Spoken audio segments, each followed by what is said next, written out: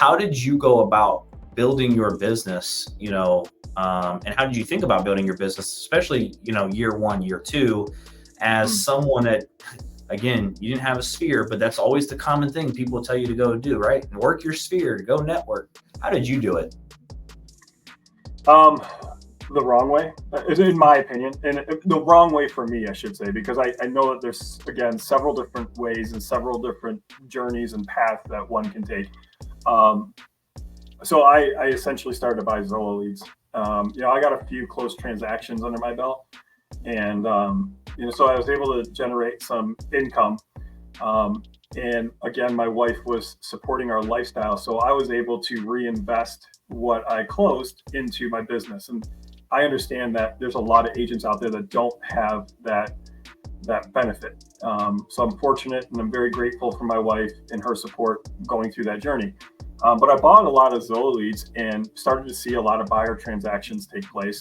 I started to convert them at a very high level. I was converting them probably between 4.5% to 5%. And so it was great. The problem with it was the time, and also it wasn't, for me, the foundation for my business. It wasn't something that I wanted to build my business based on my network, my SOI.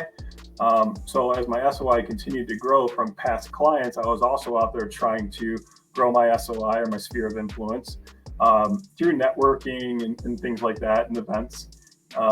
So after a while, I think it was COVID, when I didn't know what was going to happen on the back end of COVID. But what I did know, and my mentor, my coach at the time, he's like, everything you do, go through your P&L, all of your expenses, categorize everything A, B, C, D, and cut all the D's and the C's, question the B's, and keep all the A's. And so I went through, and Zillow was one of the things where it was like one of the biggest things on my P&L. And I was like, cutting it. I'm done. I'm building this business organically through my SOI, through word of mouth. And that's where we're at right now. But at the time when I started, Zillow was a great way for me to kind of boost the business that I was looking to achieve. I'm curious, because I want to touch on this, because I think this is important, right? You said it was the wrong way for me, but you had success. Mm-hmm.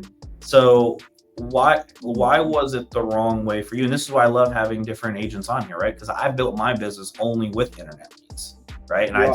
I'm a still pro internet lead guy, love Zillow, right? We do the whole Google AdWords, all that kind of stuff. Yeah. But I know that's not for everyone, right? So for you, you had the success, but why did you not want to build your foundation or part? And here's the thing, I don't think it's just the foundation, right? Part of your foundation, your real estate foundation with that. Yeah.